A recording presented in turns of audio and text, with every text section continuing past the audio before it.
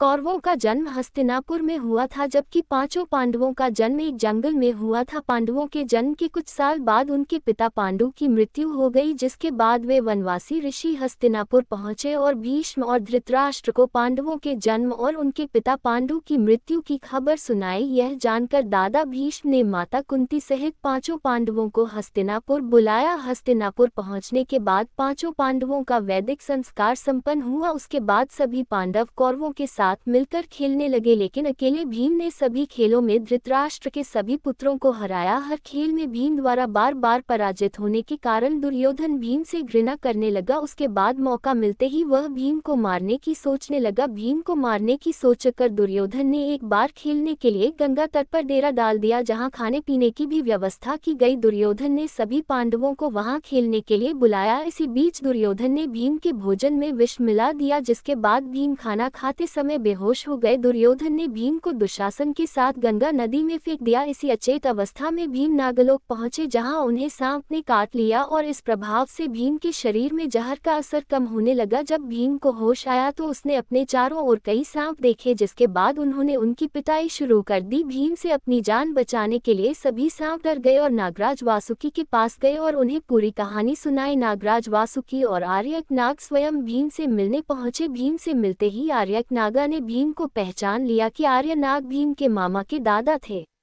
इसलिए आर्य ने नागराज वासुकी से भीम को उस कुंड का रस पीने की अनुमति देने को कहा। इसमें हजारों हाथियों की ताकत है। भीम ने 10,000 हाथियों के बल वाले उन 8 तालाबों का रस पिया और फिर दिव्य शैया पर सो गए। यहाँ खेलने के बाद सभी कौरव और पांडव घर लौट आए, लेकिन भीम के नहीं लौटने पर वे सभी उसकी तलाश करने लगे। वहीं 8वें दिन नागलोक में भीम का रस पचने पर नींद से जागा और फिर नागू ने उसे गंगा नदी के बाहर छोड़ दिया। भीम ने घर लौटने के बाद मां कुंती और उनके भाइयों को अपनी आप बीती सुनाई, जिसके बाद युधिष्ठिर ने भीम से कहा कि यह बात किसी और को मत बताना।